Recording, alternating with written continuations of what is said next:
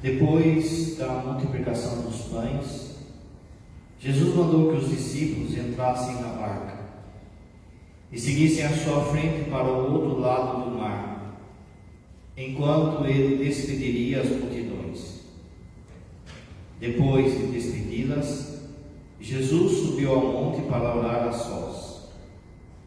A noite chegou e Jesus continuava ali sozinho. A barca, porém, já longe da terra, era agitada pelas ondas, pois o vento era contrário. Pelas 3 horas da manhã, Jesus veio até os discípulos andando sobre o mar. Quando os discípulos o avistaram andando sobre o mar, ficaram apavorados e disseram: "É um fantasma!" e gritaram de medo. Jesus, porém, logo lhes disse: "Coragem, sou eu, não tenhais medo." Então Pedro lhe disse: "Senhor, se és tu, manda-me ir ao teu encontro, caminhando sobre a água." E Jesus respondeu: "Vem." Pedro desceu da barca e começou a andar sobre a água em direção a Jesus. Mas, quando sentiu o vento, ficou com medo e começou a afundar. E gritou: "Senhor, salva-me." Jesus logo estendeu a mão, segurou Pedro e lhe disse: "Homem fraco na fé, por que duvidastes?" Assim que subiram no barco, o vento se acalmou. Os que estavam no barco prostraram-se diante dele, dizendo: "Verdadeiramente tu és o Filho de Deus." Palavra da salvação. Glória a vós, Senhor.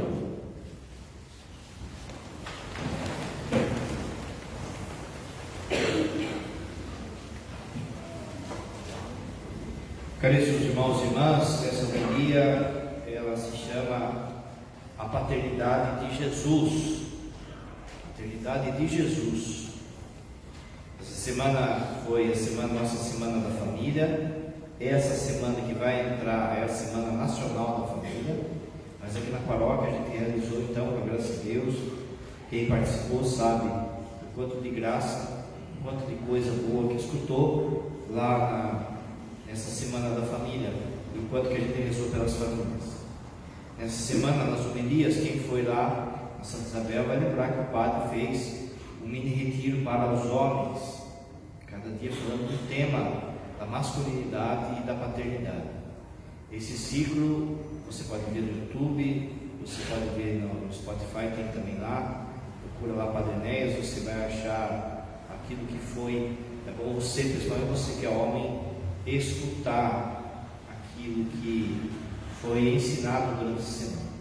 E hoje, de alguma forma, fecha esse ciclo de homilias para os pais ou para os homens.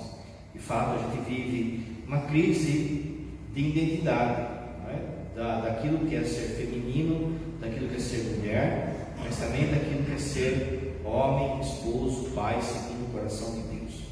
E isso, tanto um quanto o outro, é uma vocação bela e importante para a saúde da igreja, saúde da sociedade. Não é à toa que o inimigo está desfigurando aquilo que é ser feminino, aquilo que é ser masculino. Em outubro, com a graça de Deus, a gente vai fazer uma semana de feminilidade para tratar de assuntos da mulher. E depois também em novembro vai ter um retiro para as mulheres. Assim a gente vai resgatando de fato a identidade de cada um diante de Deus. Hoje então fecha esse ciclo falando sobre a paternidade e a masculinidade, olhando para a figura de Jesus. Pode parecer estranho, não é? Porque o certo, ou o mais certo, ou aquilo que a gente aprende de fato da igreja é que Deus, a primeira pessoa da Trindade, é Deus Pai. Porém, existe um teólogo, o padre vai fazer essa homilia em duas partes. A primeira parte é a teologia, a segunda parte a gente entra no texto do Evangelho. Existe um teólogo teólogo americano, um padre americano, que chama assim Griffith Carter. Ele escreveu um livro que ainda não foi traduzido, mas se chama assim, A Paternidade Sobrenatural do Celibato Sacerdotal. A paternidade sobrenatural do celibato sacerdotal. E ali a tese grande dele, que está no livro, é que de fato nós padres, vivendo o celibato, a gente aprende a ser pai. E ele vai mostrar nesse livro que como é que um padre aprende a ser pai. Lógico, olhando para Deus Pai, mas também olhando para a pessoa de Jesus, para Deus Filho. Esse é o grande miolo, a grande tese, a grande novidade desse padre, desse teólogo, que desenvolve isso e que muitas vezes a gente não percebe, mas se a gente for ver, é isso mesmo, não é? Jesus, quando estava aqui na terra, ele exerceu paternidade, foi? A compaixão, o cuidado, a correção, são características do verdadeiro pai. Assim, essa homilia é para todos nós, mas de modo especial para você que é esposo, que é pai, ou que pretende ser pai, para sentir o cheiro da paternidade de Jesus, para perceber aquilo que Jesus deixou como rastro da sua paternidade. A paternidade, por exemplo, com os discípulos que ele tinha, com as pessoas que sofriam. Por vezes as pessoas, olha como se concretiza isso que esse teólogo fala. Por muitas vezes vem pessoas no atendimento ou na confissão, ou mesmo depois da missa, e abraça o padre e aquela coisa toda, e às vezes a pessoa é até mais velha que o padre, e aí ela fala assim: o senhor é um pai para mim, não é? Não é que está chamando o padre de velho, é que de fato a figura do padre, as palavras, a orientação, ou às vezes até o abraço do padre, ele lembra a figura de Deus Pai e também de Jesus. E isso que ele desenvolveu, olha só, a paternidade sobrenatural no celibato sacerdotal. O padre falava outro dia no seminário de que se a gente, como padre, seminarista ou de modo especial como padre, a gente não viver de verdade o celibato, a castidade, eu nunca vou conseguir olhar para uma pessoa, para uma mulher, como filha. Posso até chamar ela de filha, mas aqui dentro pode estar cheio de malícia. E é por isso que a vivência da castidade traz paternidade. Então ele vai desenvolver ao longo do livro aspectos da figura paterna de Jesus. O princípio é o próprio Deus Pai. Ele vai dizer que, primeiro, por que há uma necessidade de que, de alguma forma, Jesus exerça essa paternidade? Porque ele vai falar que é uma vocação do homem ser pai. Todos os homens foram chamados a ser pai, a serem pais. Se o homem não realiza isso, de alguma forma a sua vocação está incompleta. Essa paternidade, e também depois a maternidade, do que o padre fala, essa paternidade ela se realiza de modo biológico, de modo cuidador daqueles pais que adotam, e de modo espiritual. Todos nós, inclusive eu, Padre Enéas, sou chamado a ser pai.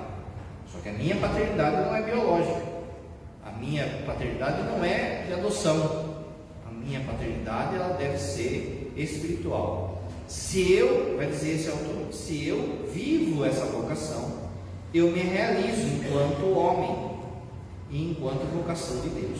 Então, se em nós já é assim, imagine na pessoa de Jesus. Então, Jesus como Deus e homem perfeito, também realiza a plenitude da vocação sacerdotal e paterna. De novo, não biológico, não adotivo, mas de uma forma ou outra, adotivo espiritualmente. segunda leitura deu um toquinho disso hoje. Ele vai dizer então que a paternidade de Jesus aqui na terra é uma analogia a Deus Pai. Para você entender, você que é pai, você também é uma analogia de Deus Pai. O que é uma analogia? É como se fosse um espelho. Você é um espelho de Deus Pai, ou devia ser. Você traz, ou deve trazer na sua vida, aspectos da paternidade divina. Santo Inácio de Loyola, ele olha isso ao contrário, para que você perceba o que o pai está falando. Ele olha isso ao contrário, ele fala assim: por que às vezes na nossa vida espiritual, na nossa oração, parece meio difícil a gente relacionar com Deus Pai? Parece que é meio distante. A ideia que a gente tem é de um velhinho lá de barba branca, ou um mandão, ou alguém que está ali como um carrasco esperando você pecar para mandar um raio na sua cabeça, ou um bonachão que aceita tudo. Ou Santo Inácio vai dizer que isso acontece por causa do mau exemplo dos nossos pais, ou do exemplo de todos os pais, porque daí faz com que a pessoa projete isso em Deus. Mas é o contrário. Você é pai por causa que Deus, antes de tudo, é pai. Ele é o Pai. No começo da missa, na coleta, foi rezado: ó Deus, a quem ousamos chamar de Pai. E estava em maiúsculo.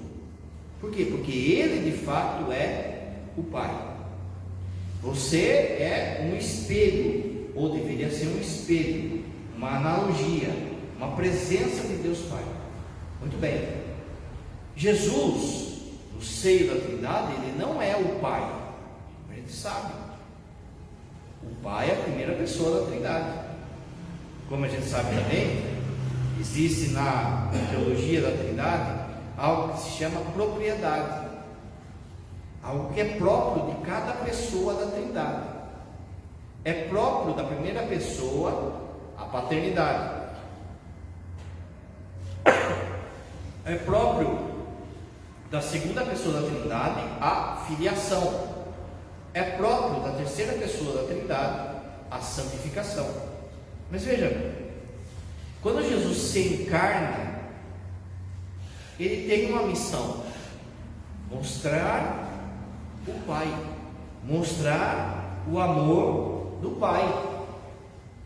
Para mostrar o amor do Pai, ele vai ter que trazer, espelhar de modo análogo a figura de Deus Pai. E é isso que é a tese dele. Deus Pai amou tanto o mundo que enviou o seu Filho. O que mais que a gente tem na Bíblia que fala? Quem me conhece, conhece o Pai. Quem me viu, viu o Pai. E de novo, aquilo que o Padre falou: quando você vai vendo a vida pública de Jesus, você vê elementos, características de paternidade em tudo aquilo que Jesus faz. O Papa Bento, ele fala assim, um livro que se chama Jesus de Nazaré: Jesus é o espelho no qual chegamos a conhecer quem Deus é, como Ele é e como Ele age. Vou repetir: Jesus é o espelho no qual chegamos a conhecer quem Deus é, como Ele é e como Ele age. Através de Jesus, e somente através dele, chegamos a conhecer o nosso Pai. Está vendo? Bonito? Quando chegarmos no céu vai ser isso mais ou menos. É que é duro da gente entender agora. Quando a gente olhar para a figura, para a pessoa de Jesus, a gente vai ver a Trindade, sem mistura, mas ao mesmo tempo junto,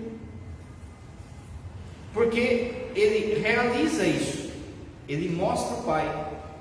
Continuando bem, dessa maneira o critério da verdadeira paternidade é esclarecido em Jesus. Olha aí, Bento, o Papa Bento falando. Desse modo, Dessa maneira, o critério da verdadeira paternidade é esclarecido em Jesus. A história pessoal de Jesus constitui simultaneamente a história do Pai e a sua revelação progressiva. A história de Jesus vai mostrar no fundo quanto o Pai nos ama. A morte de Jesus na cruz vai mostrar o quanto que Deus Pai nos ama. Ele revela então a paternidade de Deus Pai. Bonito demais, gente. Em casa, fica pensando nisso aí depois, você vai ver. Dessa forma, esse escritor vai falar assim: olha, se na Bíblia Jesus é o noivo que a gente aprende, é o esposo, lá guardado lá no Antigo Testamento, no Cântico dos Cânticos, nos profetas. Jesus, quando vem, ele vem como o noivo. No Evangelho de João, de modo especial, não é à toa, por exemplo, que o primeiro milagre de Jesus é nas bodas de Caná. Não fala o nome do noivo, não fala o nome da noiva nas bodas de Caná. Por quê? Porque o noivo é Jesus, a noiva é a igreja. No Apocalipse, o que é o Apocalipse? No fundo, o Apocalipse é um livro de casamento entre o noivo, o esposo e a esposa, que é a igreja. Então, esse autor fala assim: olha, se Jesus é o noivo, ele é o esposo, e se a vocação do homem, e Jesus é verdadeiro Deus, verdadeiro homem, é cumprir a paternidade, Jesus vai ser pai também. Como? Ele vai falar assim: Jesus fecunda, olha isso aqui, fecunda a esposa, que é a igreja, com a sua, entre aspas, semente, o Espírito Santo. E o Espírito Santo faz com que haja filhos. Carta aos Gálatas, capítulo 4, fala isso. O Espírito vem ao nosso encontro para que a gente fale: Abá, Pai. Vou repetir: o esposo, Jesus, fecunda a esposa. Como é que ele fecunda a esposa? Com o seu Espírito. O Espírito faz com que haja filhos adotivos. Quando você é batizado, já falou, quando você é batizado, você entra no coração aberto de Jesus. E daí você se torna filho no filho. Você se torna filho adotivo. Esse teólogo, então, vai falar algo que a gente já devia saber, mas que a gente às vezes não presta atenção ou passa despercebido, de que a pia batismal, então, onde nascem os filhos, não é? A gente nasce como filho adotivo, batismo. A pia batismal, então, é um útero. É um útero. O Pai, a paternidade de Jesus fecunda a pia batismal com o Espírito Santo e faz com que a gente se torne filho dentro do filho, filho adotivo. O sacrifício de Cristo, ele é fecundo e, portanto, paternal, porque a graça que ele mereceu na cruz é implantada na noiva, que é a igreja. Então você entendeu que Jesus, ele exerce a sua paternidade, exerce de modo perfeito, exerce como analogia a Deus Pai lá em cima. E nós nos tornamos filhos no Filho. Então, há uma paternidade de Jesus aí também. Segunda parte dessa homilia, o texto de hoje. Qualquer texto que você pegar, você vai ver elementos de paternidade de Jesus. Qualquer elemento. Jesus vai lá e cura o cego. Olha, há uma paternidade ali. Jesus vai lá, presta atenção no cego, vê a dor do cego, vê o sofrimento do cego, vê o pecado do cego. Um verdadeiro pai faz assim com o seu filho. A paternidade de Jesus, ela aparece quando ele ensina, quando ele prega o Sermão da Montanha, as parábolas. É um pai ensinando os seus filhos. A paternidade de Jesus, ela aparece quando ela alimenta o seu filho, quando ele alimenta os seus filhos. A Eucaristia, o pai que alimenta os seus filhos. Só que é interessante que ele alimenta com a carne dele, ou seja, ele é o ápice do que é para ser pai. Ele não alimenta simplesmente com pão, com comida, ele alimenta com a carne dele. Ele é pai, de modo que ele morre na cruz. Um pai tem que ser capaz de sacrificar pela sua família, pelos seus filhos. Para a Bíblia, o que demonstra uma maturidade masculina é a capacidade de dar a vida por aquilo que se ama. Capítulo 5 de Efésios: maridos, amai as vossas esposas como Cristo amou a igreja e se entregou por ela. A gente poderia falar assim: maridos, pais, amem as suas esposas, amem os seus filhos como Cristo amou a igreja e se entregou por ela. Olha o esposo, olha o que é de fato a paternidade. Se você pegar então a vida de Jesus, você vai ver virtudes, características paternas. E você, como pai, como esposo, como homem, mesmo que você ainda não seja pai, você precisa aprender dele.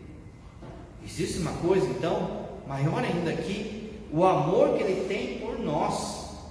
O amor que Jesus tem por nós é tamanho que fez com que ele ressuscitasse. A ressurreição, gente, é um fato, é algo que ocorre por causa que ele é Deus, por causa do poder dele, mas também é de tanto amor, ele se levantou dos mortos. Assim é um pai verdadeiro. Assim será um pai verdadeiro lá no céu. Ele cumpre a sua missão tamanha de ser pai, de ser esposo. Ele dá a vida à sua família, que lá no céu ele também vai se levantar, vai ressuscitar de amor, ou por conta do amor que ele teve à sua família. Então, se você pensar bem, qualquer passagem que você pegar aí, você vai achar a paternidade de Jesus. E essa segunda parte é isso agora. A gente vai olhar para esse texto de hoje e ver a paternidade de Jesus. Você viu o texto, você escutou o texto de Jesus andando sobre as águas. Então, aonde que aparece a paternidade de Jesus nesse texto? Primeira coisa, Jesus, ele estava lá com o povo, e de repente o texto fala que ele mandou, mas no original fala assim: ele obrigou os discípulos a entrarem na barca. Jesus obriga. Jesus já sabia a história toda, já sabia o que ia acontecer. Jesus sabia que era necessário que os apóstolos passassem por aquela provação. Era necessário que eles saíssem da zona de conforto. Qual é a zona de conforto ali? A zona de conforto é ficar com Jesus. Jesus fala: não, vocês vão atravessar o mar sozinho. Um pai, ele deve saber desafiar os seus filhos para que ele cresça. Esse desafio tem que ser um desafio medido, tem que ser um desafio, um olho no peixe e outro no gato.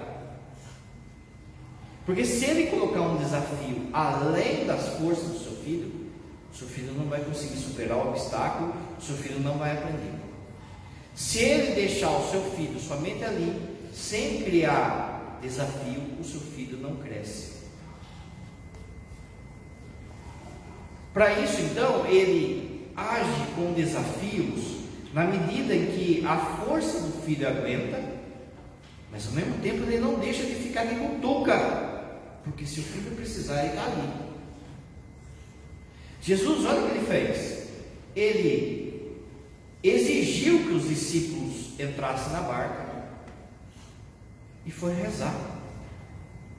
O fato de Jesus subir a montanha e ir rezar significa assim: ele não tirou o olho deles. Ele sabia onde eles estavam. Eles sabiam do que eles precisam. Eles sabiam do que eles tinham que passar. Porém, era necessário para que eles crescessem, passar por aquilo que eles tinham passado durante a noite. Deus, um pai, ele faz isso de modo lúcido, como o pai disse, a seu filho. Veja, começa com uma coisinha de nada. Quando o filho vai aprender por exemplo, a andar, o pai coloca um brinquedo assim e fica instigando, obrigando a criança a dar os primeiros passos para pegar o brinquedo. Quando a criança está chegando perto do brinquedo, o pai pega o brinquedo e puxa um pouco mais para frente. Ele vai exigindo que a criança comece a dar passos. Ela está ali, o pai está ali. Se ele cair, eu pego. Você que é pai, que ensinou seu filho a andar de bicicleta, ou você que aprendeu a andar de bicicleta com seu pai, não era? Tinha aquelas rodinhas, não era? Rodinha? Aí ia erguendo, não era? Ia erguendo as rodinhas, erguendo as rodinhas. Aí um dia, o seu pai falou assim: não, hoje não vai ser rodinha. Eu sei, quê? Não, hoje vai ser rodinha. Pode ir que eu estou segurando, não é? Aí você vai pedalando e o pai está ali, e você precisa do seu pai. A hora que você pega o equilíbrio e você começa a pedalar, de repente você olha para trás, seu pai está lá longe. Aí dá medo, não é? Aí cai.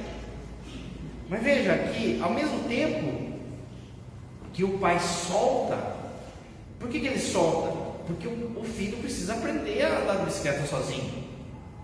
Por vezes o pai ainda vai correndo do lado. O que é esse correr do lado? Olha, você está sozinho, mas eu estou aqui.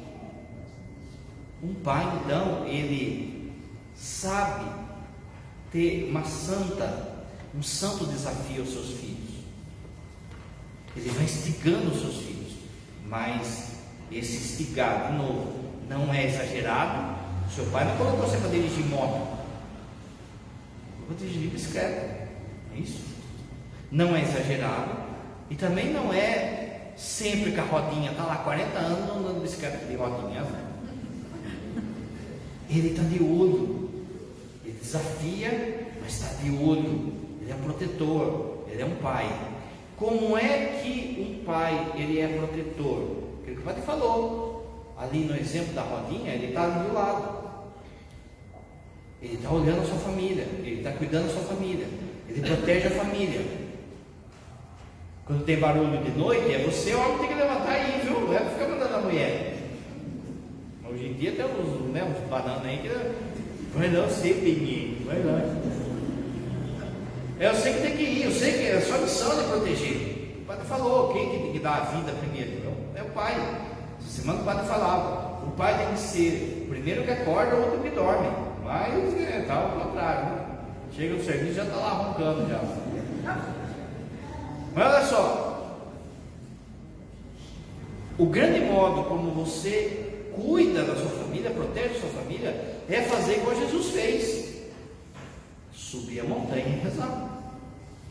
Se você não está rezando, você não está protegendo a sua casa. Você não está protegendo a sua casa. Se você não tem vida de oração, homem, pai, você não está protegendo a sua família. Porque ataque de ladrão até que é fácil. Mas e desse? Desse aqui, você não luta com ele na mão. Se ele aparecer aqui, eu saio com ele na mão. Não. Desse aqui, você só luta vida de oração. Jesus sobe a montanha, um olho lá, outro aqui. Eles são treinos desafiados, mas eu sei onde está. Para isso eu vou rezando e guardando eles.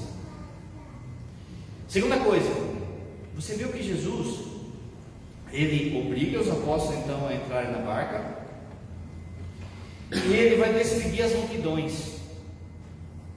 Ou seja, se despedir multidões, ele vai curar, ele vai tocar nas pessoas ainda. Os apóstolos estão indo. Significa que a dignidade do seu trabalho é o trabalho de Jesus. Qual é o trabalho de Jesus? É é salvar as pessoas, é tocar as pessoas. Então isso significa que você não pode ser um pai super protetor a tal ponto, por exemplo, que foge das suas responsabilidades. Parece óbvio, mas não é, porque tem muito homem que não quer trabalhar hoje. O trabalho aqui, ele é manifestado nesse cuidado de Jesus em atender todo mundo e ir dispensando, vai para casa. Enquanto todo mundo não foi para casa, ele não parou de trabalhar. Enquanto a sua responsabilidade, aquilo que é próprio seu, não termina, você não cumpriu ainda o seu dever. Parece óbvio, mas não é, gente. Porque tem muita gente querendo ganhar dinheiro fácil, por exemplo. Dinheiro sem trabalhar. Tem muita gente que quer curtir. Veja, Jesus não mandou os discípulos entrar no barco e agora estou de folga, vou para o bar, vou assistir jogo, vou isso, vou aquilo outro. Responsabilidade no seu trabalho, responsabilidade na sua responsabilidade, naquilo que você tem que arcar no cotidiano. Para a Bíblia, veja só, é direito da mulher trabalhar, mas para o homem é um dever. Como o padre falou, parece óbvio, mas não é, gente. Tem homem que não quer trabalhar. E aqui vale também quando as pessoas começam a querer escolher do que vai trabalhar. Quantos homens, por exemplo, que não param em serviço? A sua obrigação, de novo, como homem, é ser o provedor. Esse ser provedor não quer dizer que você tem que ganhar mais do que sua esposa. Sua esposa pode ganhar muito mais que você. Mas você tem que encarar aquilo como uma missão dada por Deus, como uma missão de fato de responsabilidade do homem. Como o padre falou, é direito da mulher trabalhar, o homem é dever. Por muitas vezes você vai ter que aguentar sapo no serviço. Por muitas vezes, pelo bem da família, você vai ter que fazer aquilo que é seu dever e não aquilo que você tem vontade. Mas a gente vai criando um tipo hoje de homem, de marmanjo, que quer fazer só o que dá vontade. Então, por exemplo, vai no serviço, qualquer bronca que toma, qualquer serviço que não gosta, o cara larga. E aí ele não para no serviço nenhum, porque nunca nenhum serviço está bom para ele. Tem hora que você, de novo, como homem, tem que fazer o que tem, gente. Ah, padre, mas eu sou médico, sou engenheiro, você pode ter 15 diplomas. Mas chega uma hora que você vai ter que carpir.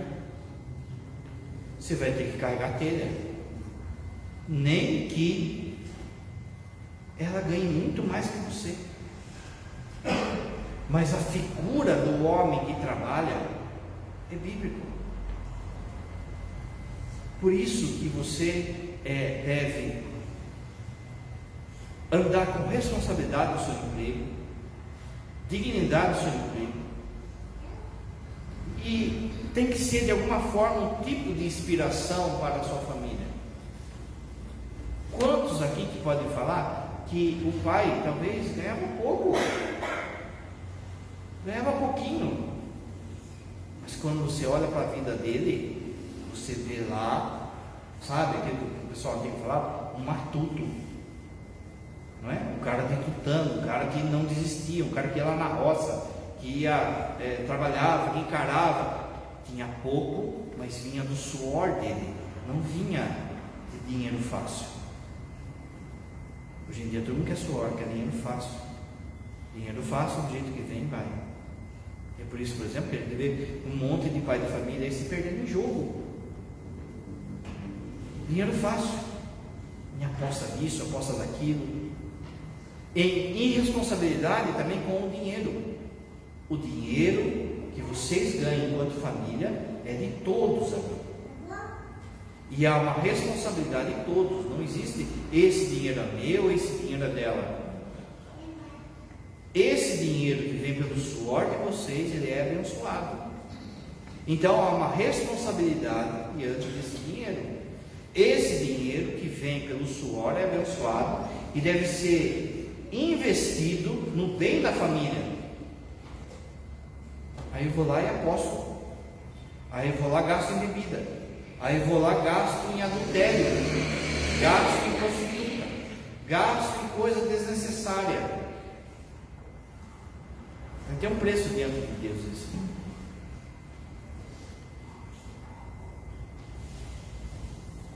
Outra coisa que a gente vê nesse texto, Jesus então, ele sobe a montanha, ele despede as multidões, sobe a montanha, reza, ele está de olho, não é? Mas chega uma hora que a barca começa a balançar, 3 da manhã, ou seja, na hora das trevas, na hora da escuridão. Aqui 3 da manhã não é porque, que medo de acordar 3 da manhã, 3 da manhã nem vou no banheiro, cara, padre, eu faço na cama mesmo, porque, né, vai que o demônio aparece às 3 da manhã. 3 da manhã, ele quer dizer assim, a hora da escuridão, assim, a hora que está bem escuro mesmo. Nessa hora da escuridão, começa a vir vendaval, começa a vir isso aqui, e a barquinha fica assim, os apóstolos ficam, vai morrer. E Jesus lá da montanha está de zóio. O que Jesus faz? Vai andando sobre as águas. O mar na Bíblia sempre é um sinal do mal. Mar, mal. A besta do Apocalipse ele surge do mar, no meio do mar. O mar é um sinal do mal. Jesus anda sobre as águas por quê? Porque o mal não atinge ele. Um pai de família está atento às tempestades, aquilo que a barquinha dele está passando, mas ele não se deixa afetar pelo mal da sociedade, do mundo. Ele precisa andar sobre o mal. As pessoas da sua casa têm que olhar para você e ver um homem de fé, um homem de dignidade, um homem de honra, um homem de palavra. Vai no bar agora. Você vai ver um monte de homem que está afundando, que não estão andando sobre as águas. Vai no motel, vai no prostíbulo, vai na biqueira. Você vai ver um monte de homem que está afundando no mal. Você, homem de Deus, você precisa, para salvar sua família, prevalecer sobre o mal, andar sobre o mal. Para isso você olha na pessoa de Jesus e vê a confiança que ele tem. Se for para mim salvar os meus, eu vou enfrentar o mal. Jesus enfrentou aqui o mar, o vento, a noite, mas os meus estão lá. Então eu não vou esperar amanhecer, porque se amanhecer a barca vai afundar. Eu vou lá, porque eu sou o Pai, porque eu sou o homem. Eu vou lá. Isso aí é curar um monte de bananice, né? Da masculinidade moderna. Um monte de transferir responsabilidade para as mulheres desse mundo moderno. Um monte de homem que não toma decisão de cuidar, de proteger, de olhar para sua família, às vezes com medo de represália, com medo de ser deixado de lado, com medo do mal que pode acontecer para ele, com medo. Não, você homem, enfrenta. Isso é ausência de medo? É lógico que não. Mas o amor que você tem pela barca faz com que você enfrente os seus medos. Se você olhar aqui espiritualmente também, na nossa vida espiritual, você vai ver que Jesus, ele faz assim conosco. Aquilo que o Padre falou, lembra? Que um pai de família nos desafia. Os místicos da igreja, eles falam que a gente tem duas lutas, a gente trava duas lutas. Uma primeira luta é contra o demônio, não quer que a gente pegue tal coisa, tal coisa. Mas os meios que eu vou falar aqui, a gente trava também uma segunda luta que é contra Deus. O que é essa segunda luta contra Deus? Não é que Deus é nosso inimigo, é que Deus nos desafia para que a gente cresça. Então, por exemplo, você lembra da história de Jacó, que lutou a noite inteira com o anjo. O que aquela luta significa? Ela significa, por exemplo, uma pessoa que não deixa de rezar, que é perseverante na oração. Ele de alguma forma está lutando com Deus. Senhor, eu não vou parar de rezar enquanto meu filho não se converter. Não vou. Ele está lutando. O demônio vem, desiste. E Deus silencia, ou não dá resposta. Mas aí você luta dizendo assim: não vou desistir. Na hora que você menos espera, Ele vem em nosso socorro, como fez aqui, no meio da noite, na hora mais tenebrosa, na hora da ventania, Ele vai andando sobre as águas. Pais, não tenham medo de andar sobre as águas. Não tenham medo de salvar a barquinha. Não tenham medo de ser pronto. Como o padre falou, se fosse de manhã, a barquinha já teria afundado.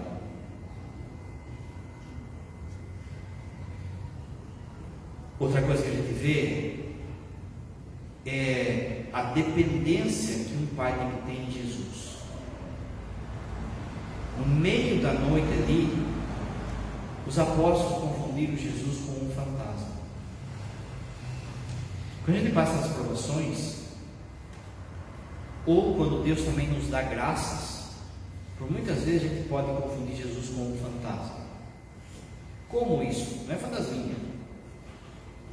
A gente achar que foi por acaso, foi sorte, foi um deslize, foi isso que deu. Mas no meio da nossa tempestade, Jesus vem e fala assim: sou eu. Coragem, sou eu. Aquilo que você estiver passando hoje, é Jesus falando para você: olha para mim, sou eu. Sou eu que estou permitindo que você passe isso. Então olha para mim. Aquilo que você conquistou não foi sorte, não é você que é bom, não é você que coincidência, sou eu. Um pai tem que ser aquele que os filhos, quando olhar, não vê também um fantasma, mas vê, como o padre falou, a figura de Jesus, a figura de Deus Pai. Enquanto que falta nas nossas famílias que a paternidade ela espelhe de fato o amor de Jesus e o amor de Deus Pai. Aquilo que o padre falou, de que muita gente vem, abraça o padre, chora com o padre, e aquela coisa toda, e fala: o senhor é um pai para mim, tal coisa. 99% das vezes, gente, é porque não tiveram isso em casa. O feminismo, ele usa muito disso. A grande brecha do feminismo hoje é o pecado dos pais, é a ausência paterna, seja física, seja de presença espiritual. Mas você, como pai, tem que falar: sou eu que trago Jesus aqui. Não é um fantasma na minha vida, não pode ser um fantasma na sua família. Então é você que tem que levar, por exemplo, a sua família para a igreja. É você que tem que ser o primeiro que vai puxar o terço, que vai pegar o terço e vai falar: deu a hora do terço. Quem viu segunda-feira o padre César falando na Semana da Família, ele falou do exemplo do avô dele. O avô dele era esse pai: sou eu. Quantos e quantos homens e pais que estão terceirizando a a saúde espiritual da sua família, o cuidado da sua família, a esposa somente. A esposa que ensina a rezar, a esposa que leva na catequese, a esposa que conta historinha lá da Bíblia, a esposa e o cara não se importa, ele é um fantasma. É você, homem. Esse é o seu papel. O padre falava essa semana da paternidade sacerdotal.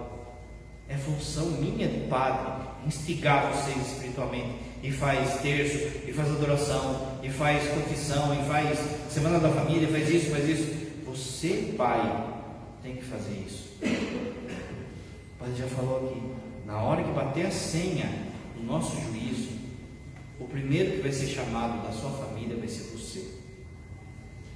Deus deu a chave da casa para você. Chave física, chave espiritual da sua casa. É você que deixa entrar a bênção ou a maldição dentro de casa. Na hora do juízo, ele vai perguntar: cadê a turma que eu te dei? Sua esposa e seus filhos, cadê? E você, se tiver vivido isso, vai falar: sou eu assumi essa bronca, está aqui, eu, minha esposa e meus filhos. Estou com o joelho arrebentado de rezar, estou com a minha vida humilhada, mas em oferecimento a eles, está aqui. A força que você tem, ela deve ser manifestada como a força que carrega cada um da sua família na sua cruz. Na sua cruz estão sentadinhos a turma da sua casa. Você tem que levar eles. Para de ser fantasma.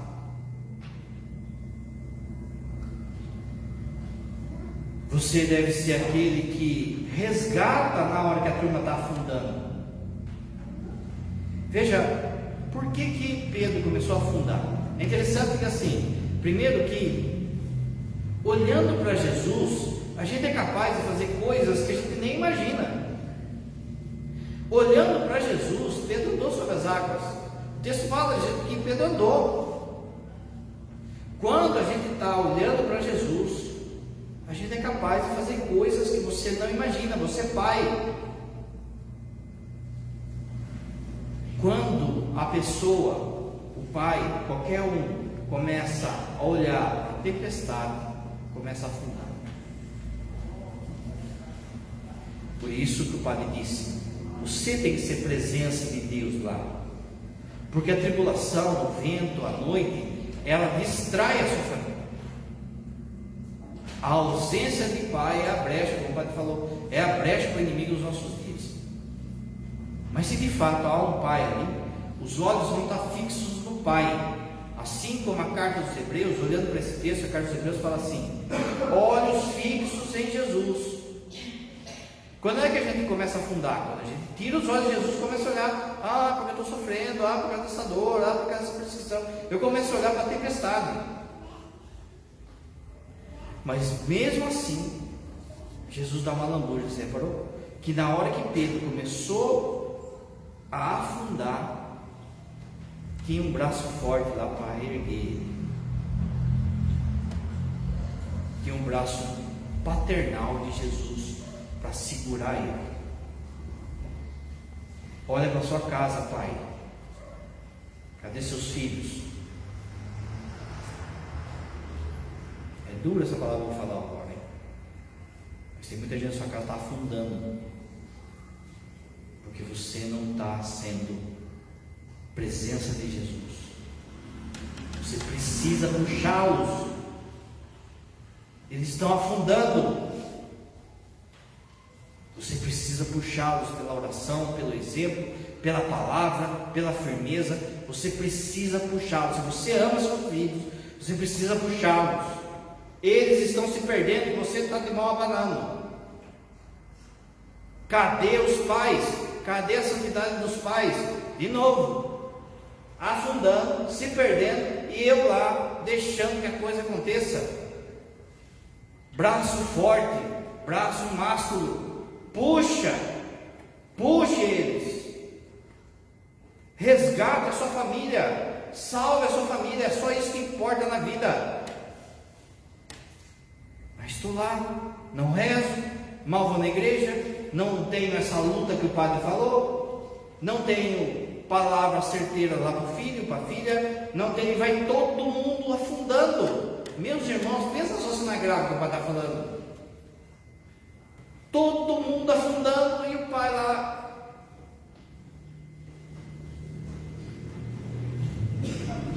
Jesus vai lá então e resgata, assim como você que é pai, a partir de hoje você tem essa missão.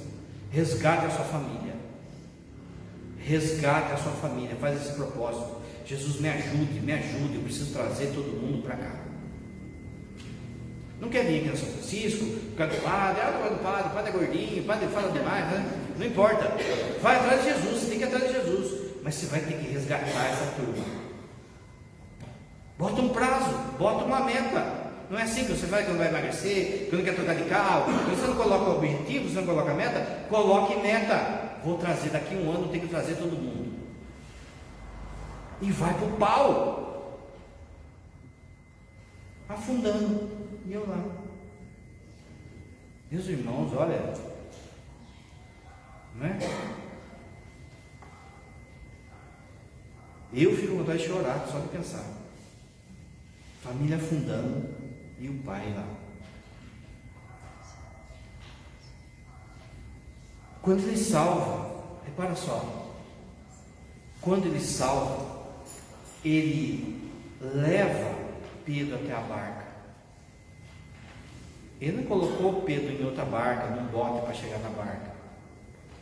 Vai andando, ele sustenta a fé de Pedro.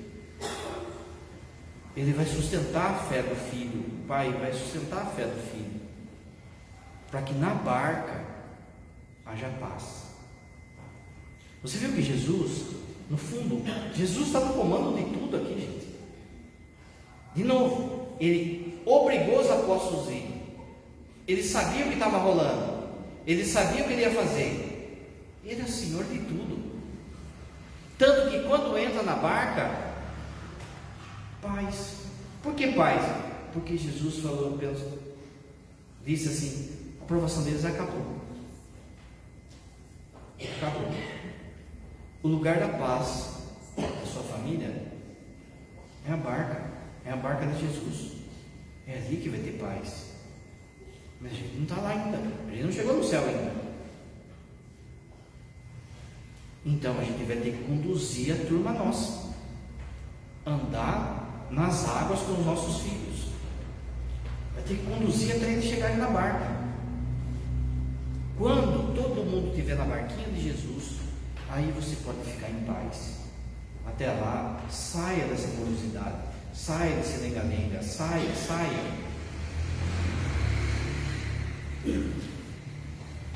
Jesus, então, ele também é o homem que traz a paz na barca. O pai de família também tem que ser isso. Essa paz não é ausência de guerra, não é ausência de conflito, mas a paz é a certeza de que você está fazendo e a sua família está fazendo aquilo que Deus espera que vocês façam. Essa é a paz.